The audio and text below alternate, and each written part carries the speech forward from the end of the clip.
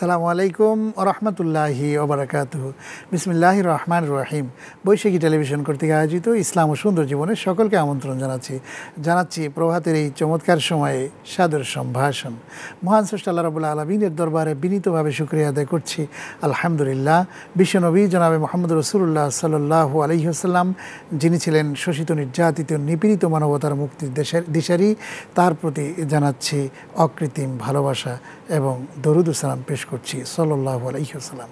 প্রিয় দর্শক শ্রোতা মণ্ডলী, আমরা আজকেও হাজির হয়েছি আপনাদের সামনে ইসলাম ও সুন্দর জীবন নিয়ে চমৎকার কিছু বিষয় আজকেও ইনশাআল্লাহ উপস্থাপন করব। সেই সাথে আপনাদের জীবন ঘনিষ্ঠ প্রশ্নের উত্তরগুলো এই অনুষ্ঠানের মাধ্যমে দেওয়ার চেষ্টা করব ইনশাআল্লাহ।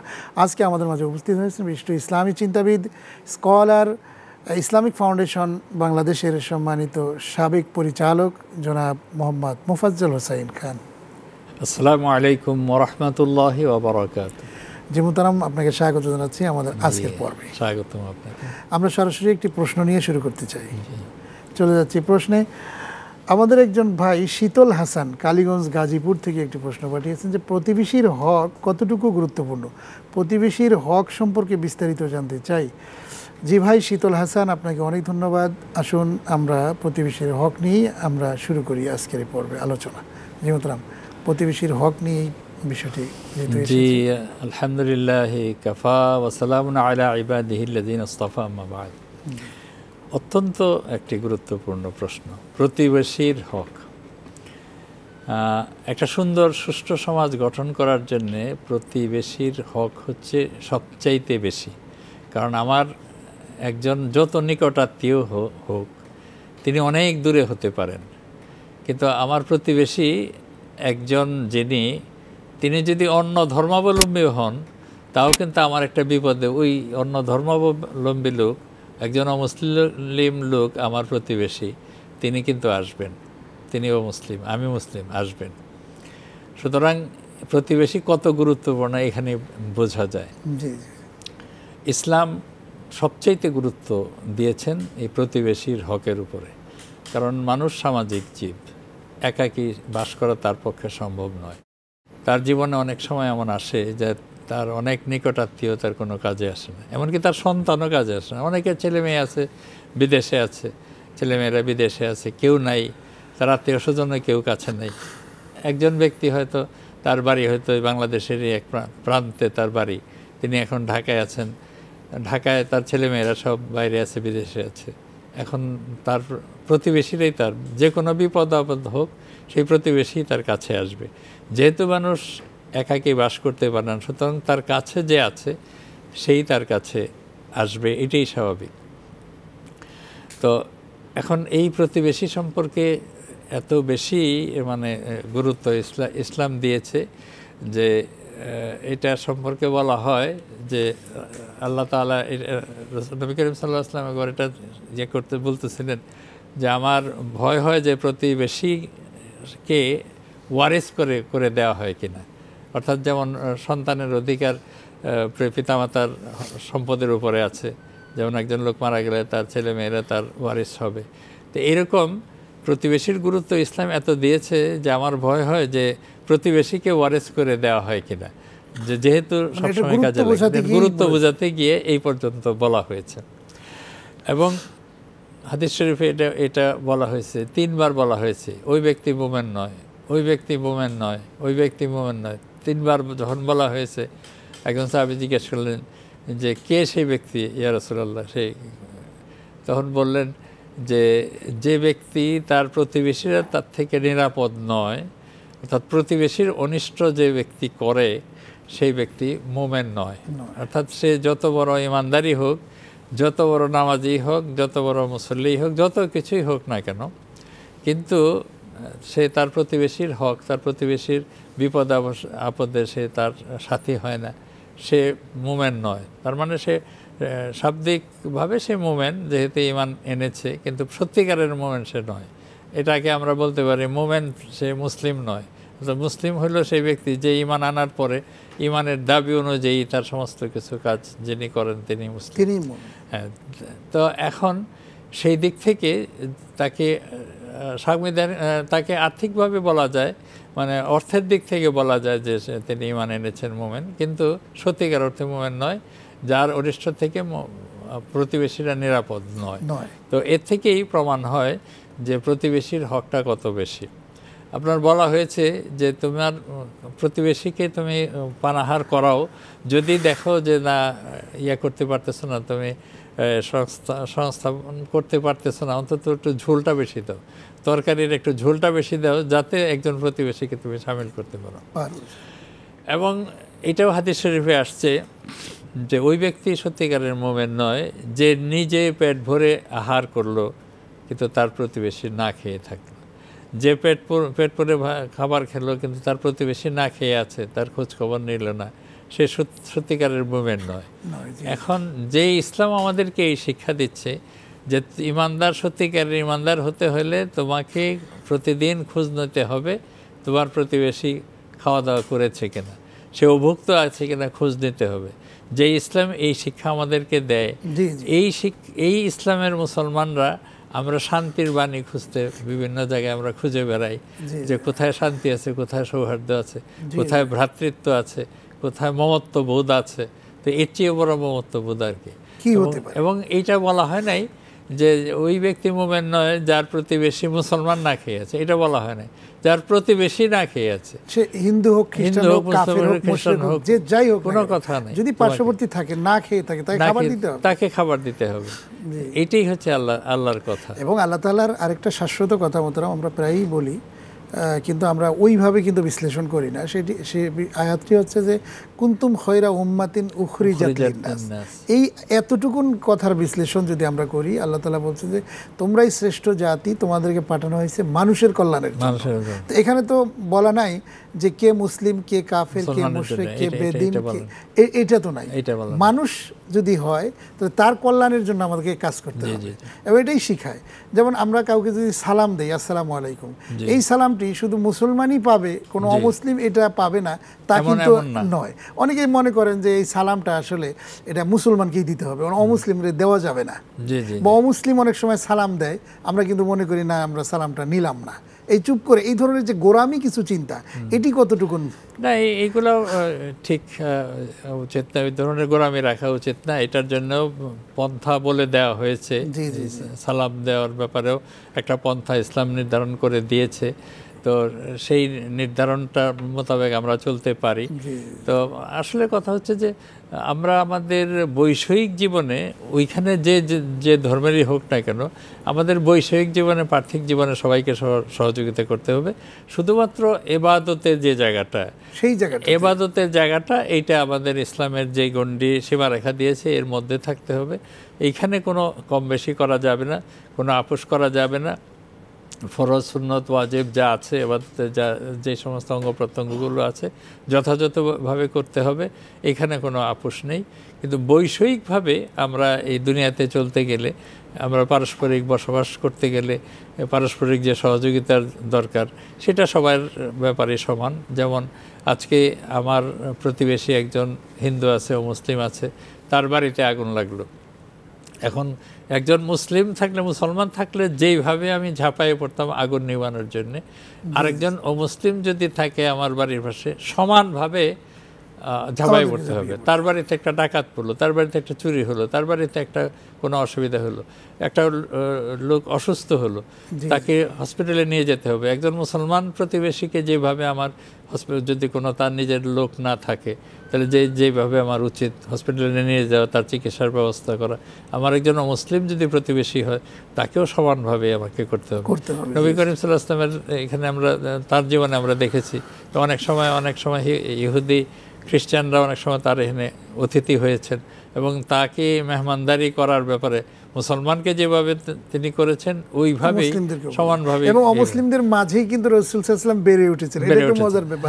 এবং তার আপন চাচা আবু তালেব, যিনি মুশরিক ছিলেন, হ্যাঁ, তার সাথে তিনি যদি তাকে সহযোগিতা না করতেন তাহলে রাসূলুল্লাহ কিন্তু সহযোগী পেতেন না। আমরা কিন্তু বিশেষ করে গ্রামগঞ্জে প্রতিবেশীরা কিন্তু একটি পুরো গ্রাম জুড়েই একটা প্রতিবেশী তারা কিন্তু মনে করে, এবং সেখানে দেখা যায় যে এই জামাত এবং বিভিন্ন তারা জামাতবদ্ধ জীবনযাপনও করে গ্রামের মানুষ, এবং একে অপরের খোঁজ খবর নিতে পারে। কিন্তু শহরের জীবনে কিন্তু এটা সুযোগ হয় না। এক্ষেত্রে আমাদের কি করণীয়? যেমন আমাদের পার্শ্ববর্তী যে ফ্ল্যাটটা, অ্যাপার্টমেন্টে, একটা অ্যাপার্টমেন্টের মধ্যেই প্রায় 6 তলা 10 তলা 20 তলা পর্যন্ত থাকে, আমার পাশের ফ্ল্যাটে কে থাকে আমরা কিন্তু সেটারও খবর রাখি না।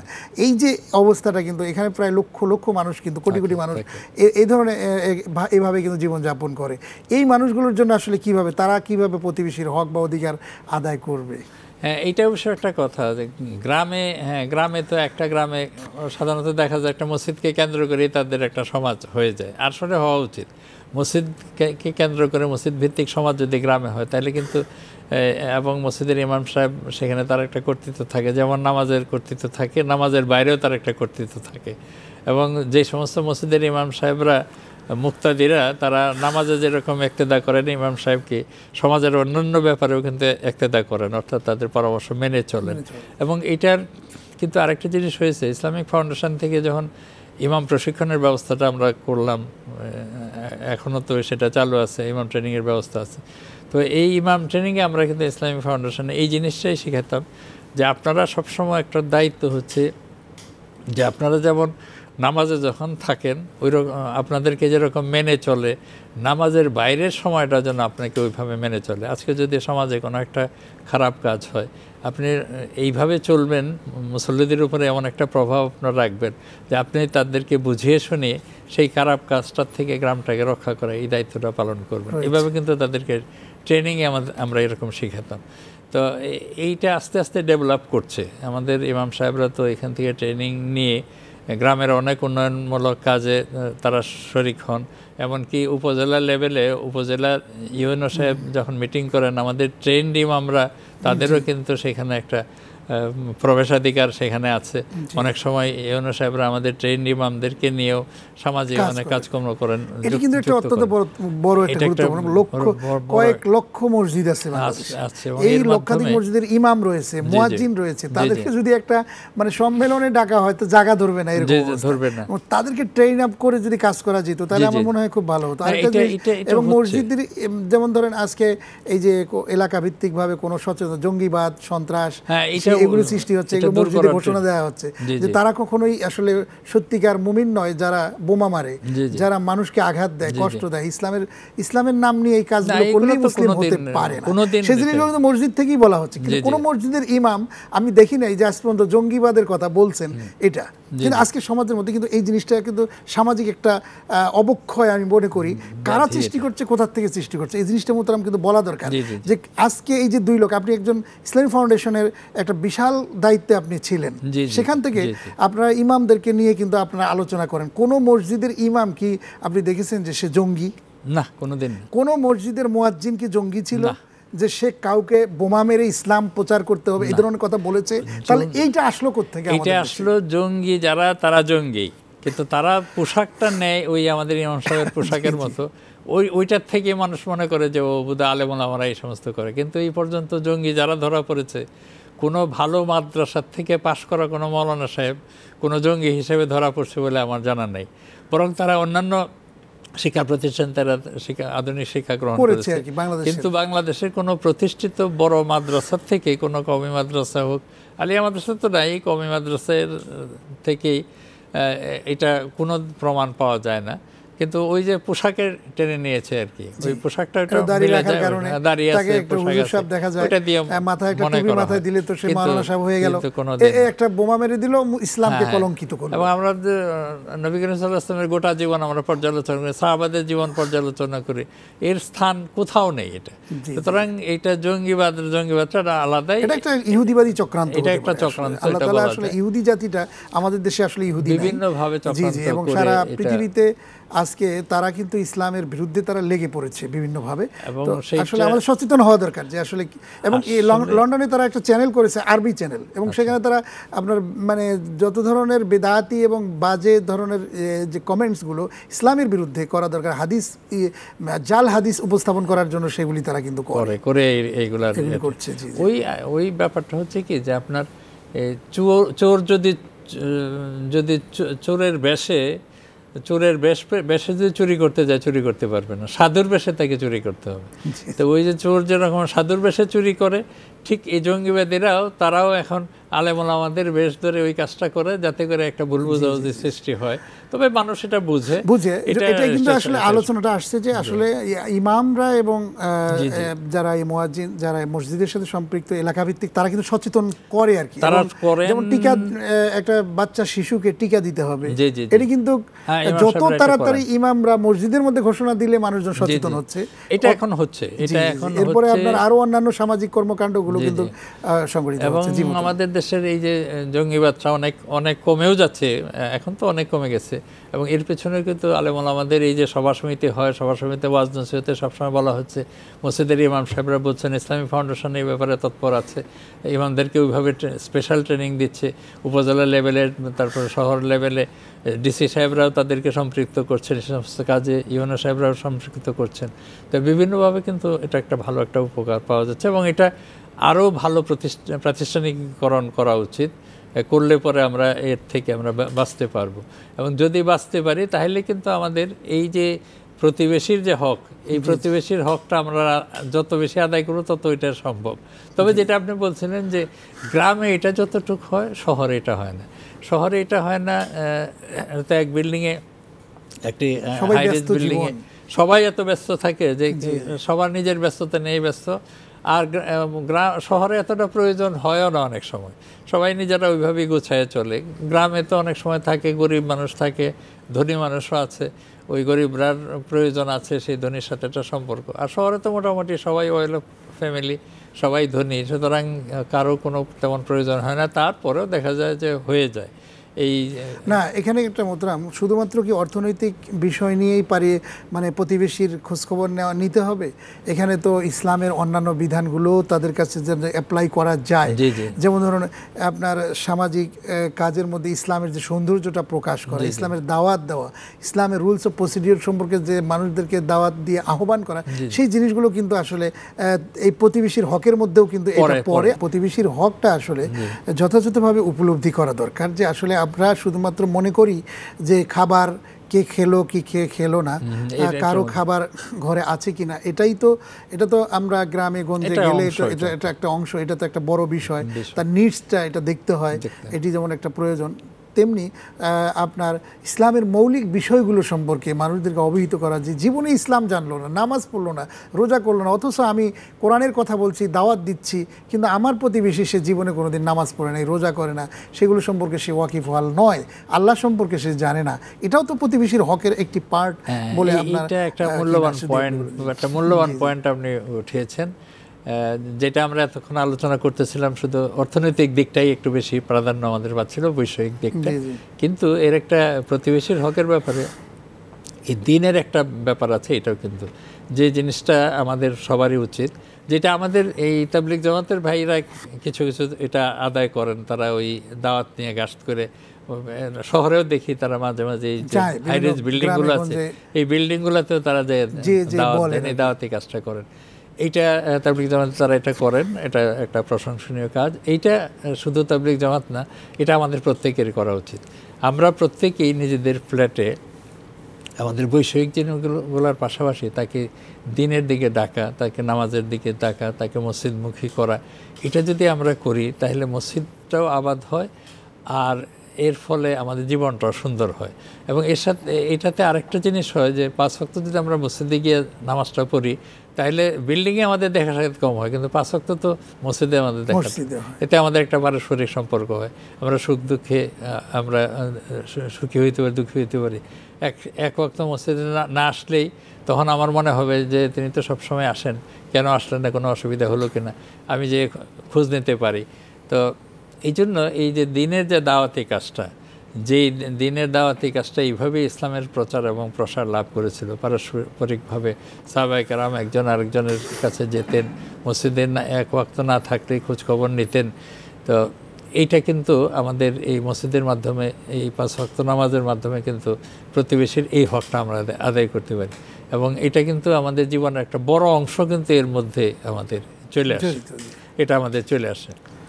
তারপরে আরেকটা মৌলিক জিনিস দেখেন, আপনার ছেলে যত ভালোই আপনি করে তার চরিত্র গঠন করলেন, কিন্তু আপনার প্রতিবেশীর ছেলেটা যদি তার চরিত্র যদি খারাপ থাকে, সে যদি কোনো ড্রাগ সেবন যদি করে থাকে, তাহলে আপনি যে এত কষ্ট করে ছেলেটাকে ভালো করলেন, ওর খপ্পরে পরে ওর পাল্লায় পরে সেও হয়তো বা মাদকসেবী হয়ে যেতে পারে, আল্লাহ না করুক, এটা হয়ে যেতে পারে।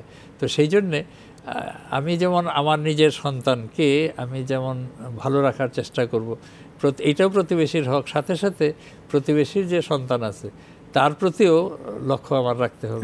আমার ছেলেকে বলতে হবে যে আমার প্রতিবেশী যে ছেলেটা তোমার বয়সী আছে তার কাছে তুমি দিনের দাওয়াত দাও, ইসলামের সৌন্দর্যগুলো তার কাছে বলার পরে সে যদি চেষ্টা করে, সে যদি ভালো করতে পারে, এইভাবে সে তার প্রতিবেশী ছেলেটাকে ভালো করতে পারলে এরকম আস্তে আস্তে দেখা যাবে যে একটা বিল্ডিংয়ের পুরা ছেলেপেলেরা, প্রতিবেশী ছেলেপেলেরা সবাই ভালো হয়ে গেছে। কারণ একজনের সাথে আরেকজনের সম্পর্ক আছে, এই সম্পর্কটা যদি আমরা কাজে লাগাইতে পারি তাহলে কিন্তু আমাদের এইটাও কিন্তু প্রতিবেশীর একটা হক আদায় হয়ে যায়। তো এইভাবে আমাদের জীবনের খণ্ডিত অংশগুলো, এই খণ্ডাংশগুলো, এইগুলো যদি আমরা আস্তে আস্তে সবগুলো ইসলামাইজ আমরা করতে পারি, তাহলে এই প্রতিবেশীর হক আদায় করতে গিয়ে, তার অধিকার আদায় করতে গিয়ে, এবং প্রতিবেশীর হকটা যখন আমি আদায় করব, আবার আমার প্রতিবেশীও তিনিও আমার হকটা আদায় করবেন, রেসিপ্রোকাল হয়ে যাচ্ছে। তো এইভাবে কিন্তু আমাদের গোটা সমাজটাই ভালো হয়ে যায়। কারণ আমি খালি আমার প্রতিবেশী না, সে আমার প্রতিবেশীও তো আমার মঙ্গল কামনা করবে, আমার জন্য সে কাজ করবে। তো সবাই আমরা সবার তরে যখন হয়ে গেলাম, তখন তো সমাজে আর কোনো অসামঞ্জস্য বা সমাজের কোনো খারাপ আর কিছু থাকতে পারে না, সমাজটা ভালো হয়ে যেতে বাধ্য আর কি। তো এইভাবে আমরা এই প্রতিবেশীর হক আদায় করতে গিয়ে একটা সুন্দর সমাজ আমরা গঠন করতে পারি। এবং সমাজের মধ্যে যে সামাজিক যে দায়বদ্ধতাগুলো আছে, সেই দায়বদ্ধতাগুলো কিন্তু একে অপরের মধ্যে যে সম্পর্কটা বিল্ড আপের মাধ্যমে কিন্তু বোঝা সহজ হয়ে যাবে। এবং সবশেষে আপনার কাছ থেকে এই বিষয় নিয়ে কথা শেষ করে আজকের অনুষ্ঠান একেবারেই আমরা শেষ দিকে চলে আসছি, যে প্রতিবেশীর এই হক আদায় করতে গিয়ে আমরা মানে তাদেরকে একসাথে এই যে মানে কোথাও যেমন দাওয়াত, এই যে রাসূলুল্লাহ সাল্লাল্লাহু আলাইহি ওয়াসাল্লাম বলছেন যে ইফশুস সালাম তুতঈমুত তুআম, যে দেখা হলে তোমরা সালাম দাও, সালামের প্রচার করো এবং খানা খাওয়াও অপরকে। তো এই জিনিসটাও কিন্তু প্রতিবেশীর মধ্যেই কিন্তু পড়ে বেশি হক। এই বিষয়ে যদি একটু আপনি বলেন সংক্ষেপে। আমরা আমাদের প্রতিবেশীকে দাওয়াত খাওয়াতে পারি। আমাদের দেশে অবশ্য দাওয়াত খাওয়াতে গিয়ে খানার আয়োজনটা এমন হয় যে অনেক অপচয় হয়ে যায়। সেটা না হোক, আমরা স্বল্প পরিসরে যাতে কোনো খানার নষ্ট না হয়, একটু সম্পর্ক বৃদ্ধি। আমি আমার প্রতিবেশী দাওয়াত করলাম, একসাথে খাওয়া দাওয়া করলাম, আরেকদিন আমি তার বাসায় গেলাম, ওইরকম তিনি তার প্রতিবেশীর ওখানে গেলেন। এইভাবে কিন্তু আমাদের একটা সম্পর্ক গড়ে ওঠে।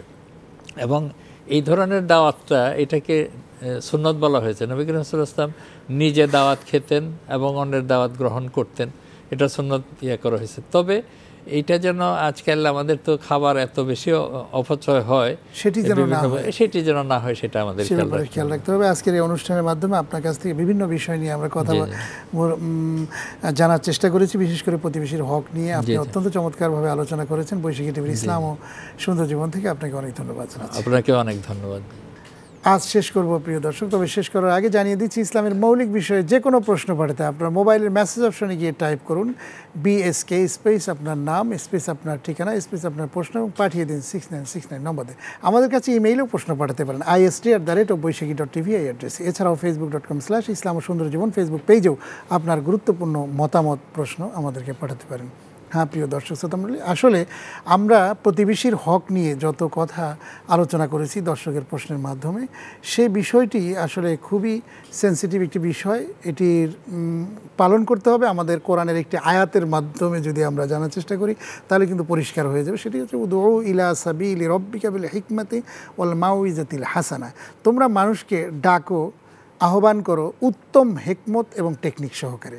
আমরা কিন্তু মানুষের সাথে সম্পর্ক বিল্ড আপের জন্য আমরা কিন্তু খুব সুন্দরভাবে আমরা তাদের সাথে ভালোবাসা, সম্প্রীতি এবং সৌহার্দ্যের বিস্তার ঘটিয়ে মনের মধ্যে, আবেগের মধ্যে প্রেম ভালোবাসার মতো একটি অবস্থান সৃষ্টি করে তারপরে কিন্তু মানুষদেরকে একসাথে করব এবং যার যে অধিকার আছে সেই অধিকারগুলো আমরা দেবার চেষ্টা করব। তাহলে কিন্তু আমাদের পারিবারিক জীবন সুন্দর হবে, সামাজিক জীবন সুন্দর হবে এবং সামগ্রিকভাবে রাষ্ট্রীয় জীবনেও আমাদের সবাই আমরা সুখে এবং শান্তিতে বসবাস করতে পারবো। আল্লাহ রাব্বুল আলামিন যেন আমাদের সকলকে সেই তৌফিক দান করেন, এই প্রত্যাশা আমরা সকলের কাছেই কামনা করছি এবং আল্লাহর কাছে এই প্রত্যাশা কামনা করে আজকের মতো অনুষ্ঠান শেষ করছি। আল্লাহ হাফেজ। আসসালামু আলাইকুম ওয়া রাহমাতুল্লাহি ওয়া বারাকাতুহু।